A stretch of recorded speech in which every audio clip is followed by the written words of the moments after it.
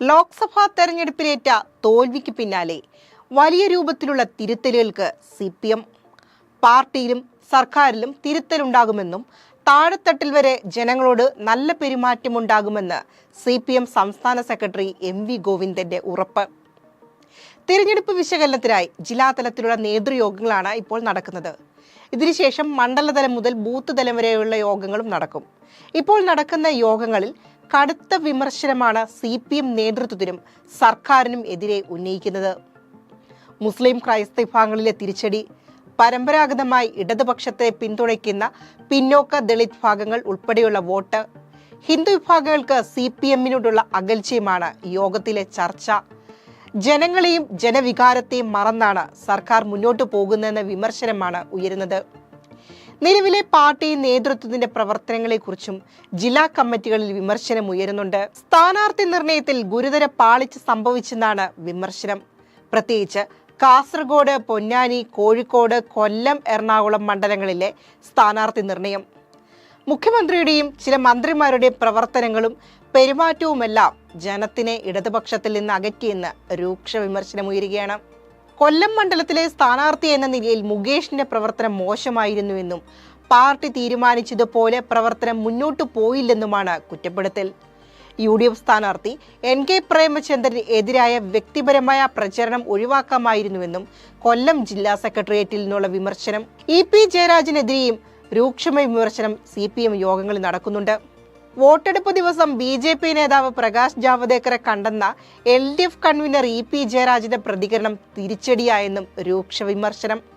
BJPയുടെ സ്ഥാനാർത്ഥി പട്ടിക മികച്ചതാണെന്ന് പറഞ്ഞതും പാർട്ടിക്ക് തിരിച്ചടിയായി.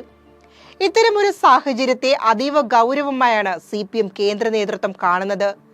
തിരഞ്ഞെടുപ്പ് അവലോകന യോഗങ്ങൾക്ക് ശേഷം ശക്തമായ നടപടിയിലേക്ക് നീങ്ങാനാണ് തീരുമാനം. LDF കൺവീനറെ നിയന്ത്രിക്കണമായിരുന്നു. കൊല്ലത്ത് സംസ്ഥാനത്തെ മുഖ്യമന്ത്രി എത്തിയിട്ടും ന്യൂനപക്ഷ വോട്ടുകൾ ലഭിച്ചില്ലെന്നും മുന്നണി എന്ന നിലയിൽ കൊല്ലം മണ്ഡലത്തിൽ ഐക്യപ്പെടൽ ഉണ്ടായില്ല. സ്വന്തം മണ്ഡലങ്ങളിൽ പോലും CPA പ്രവർത്തിച്ചില്ല. നേതാക്കളുടെ പ്രസ്താവനകൾ ജാഗ്രതയോടെ വേണമായിരുന്നു. ക്ഷേമ പെൻഷൻ മുടങ്ങിയത് തിരിച്ചടിയായെന്നും ഭക്ഷ്യവകുപ്പ് പ്രതീക്ഷയ്ക്കൊത്ത് ഉയർന്നില്ലെന്നും മുഖ്യമന്ത്രി ആഭ്യന്തര വകുപ്പ് ഒഴിയണമെന്നും മന്ത്രിസഭ പുനർസംഘടിപ്പിക്കണമെന്നും നേതൃയോഗങ്ങളിൽ വിമർശനമുയർന്നു. മുഖ്യമന്ത്രിക്കെതിരെയും ജില്ലാ കമ്മിറ്റി യോഗങ്ങളിൽ അതിരൂക്ഷ വിമർശനം ഉയരുകയാണ്. മകൾക്കെതിരെയുള്ള ആരോപണത്തിൽ മുഖ്യമന്ത്രിയുടെ മൗനത്തെക്കുറിച്ചാണ് വിമർശനം. മുഖ്യമന്ത്രി മറുപടി നൽകാത്തത് തിരഞ്ഞെടുപ്പ് പരാജയത്തിന് മുഖ്യ കാരണമായെന്ന് നേതൃയോഗങ്ങളിൽ വിമർശനമുയരുന്നുണ്ട്. മൈക്കിനോട് പോലും അരിശം കാണിക്കുന്ന മുഖ്യമന്ത്രിയെന്നും ചടങ്ങിലെ അവതാരകയോട് മുഖ്യമന്ത്രിയുടെ തട്ടിക്കേറലും ബിഷപ്പ് ഡോക്ടർ വർഗീസ് മാർ കുർലോസിനെതിരെ മുഖ്യമന്ത്രി നടത്തിയത് അതിരുവിട്ട വാക്കുകളുമെല്ലാം തിരിച്ചടിയായെന്ന് നേതൃയോഗങ്ങളിൽ വിമർശനം ഉയരുന്നുണ്ട്. അതിലുപരി ഭരണവിരുദ്ധ വികാരം തോൽവിയിൽ ആഞ്ഞടിച്ചുവെന്നും ജില്ലാ കമ്മിറ്റിയിൽ വിമർശനം ഉയരുന്നുണ്ട്. AK ബാലന്റെ പരാമർശവും പാർട്ടിയെ ജനങ്ങൾക്കിടയിൽ പരിഹാസ്യമാക്കിയെന്ന് വിമർശനം.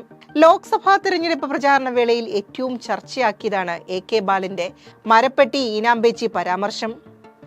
രാഷ്ട്രീയ എതിരാളികൾ CPMനെ പരിഹസിക്കാൻ ഉപയോഗിച്ചെന്നും വിമർശനം ഉയരുന്നുണ്ട്. പാർട്ടി മുഖപത്രം നിർബന്ധിച്ച് ചേർക്കുന്നതും തിരഞ്ഞെടുപ്പിൽ പാർട്ടിക്ക് തിരിച്ചടിയായെന്നും ആരോപണമുയർന്നു. തദ്ദേശ തിരഞ്ഞെടുപ്പിലും വരുന്ന നിയമസഭാ തെരഞ്ഞെടുപ്പിലും BJP എന്തു വില കൊടുത്തും തളയ്ക്കുക എന്നതിനാണ് CPM ഇനി പ്രാമുഖ്യം നൽകുന്നത്. അടിമുതൽ മുടിവരെ തിരുത്തൽ പ്രക്രിയയ്ക്ക് വിധേയമാക്കുക. അതിനായി പദ്ധതികളും പരിപാടികളും ഉണ്ടാകാൻ സാധ്യതയുണ്ട്.